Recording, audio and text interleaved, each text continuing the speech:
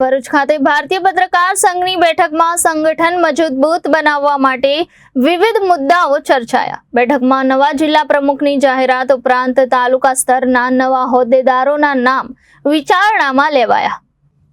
ભરૂચ ખાતે આજરોજ ભારતીય પત્રકાર સંઘની જિલ્લા કક્ષાની બેઠક મળી હતી। જિલ્લા માહિતી કચેરીના સભાખંડમાં મળેલ આ બેઠકમાં ભારતીય પત્રકાર સંઘના જિલ્લા સંગઠનના પ્રમુખ તરીકે ભરૂચના જાણીતા પત્રકાર રિયાઝ પટેલની વરણીની જાહેરાત કરવામાં આવી હતી। આયોજિત બેઠકમાં ભારતીય પત્રકાર સંઘના ગુજરાત પ્રદેશ અધ્યક્ષ દિલીપભાઈ ખાચર, સંગઠનના રાષ્ટ્રીય ઉપાધ્યક્ષ અને ગુજરાતના પ્રભારી વસીમભાઈ મલેક, જિલ્લા સંગઠનના પૂર્વ પ્રમુખ અને તાજેતરમાં પ્રદેશ ખાતે કાર્યકારી અધ્યક્ષ તરીકે નિમાયેલ વિરલભાઈ ગોહિલ, જિલ્લાના પ્રભારી કનુભાઈ પરમાર, જિલ્લા સંગઠનના નવા નિમાયેલ પ્રમુખ રિયાઝ પટેલ સહિત ભરૂચ શહેર સહિત અન્ય તાલુકાઓમાંથી આવેલા પત્રકારો ઉપસ્થિત રહ્યા હતા।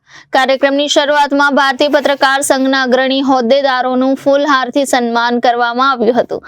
વિરલભાઈ ગોહિલે સ્વાગત પ્રવચનમાં ઉપસ્થિત સૌ પત્રકાર મિત્રોને આવકારીને કાર્યક્રમની રૂપરેખા રજૂ કરી હતી। જિલ્લા પ્રભારી કનુભાઈ પરમારે સંગઠનનું મહત્વ સમજાવીને સંગઠન મજબૂત બનાવવા અનુરોધ કર્યો હતો। સંગઠનના પ્રદેશ અધ્યક્ષ દિલીપભાઈ ખાચરે પણ તેમના પ્રાસંગિક પ્રવચનમાં સંગઠનને લગતી વાત કરી હતી।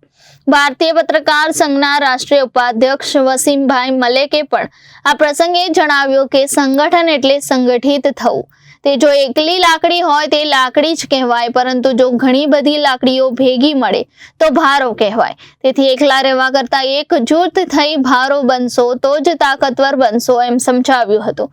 ઉપરાંત તેમણે સંગઠનને એક પરિવાર ગણીને ભારતીય પત્રકાર સંઘના પરિવારના પત્રકારોના લાભાર્થે ભવિષ્યમાં થવા જનાર આયોજનોની જાણકારી આપી હતી। કાર્યક્રમના અંતે જિલ્લા સંગઠનના નવનિયુક્ત પ્રમુખ રિયાઝ પટેલે કાર્યક્રમને સફળ બનાવવા બદલ સૌનો આભાર માન્યો હતો।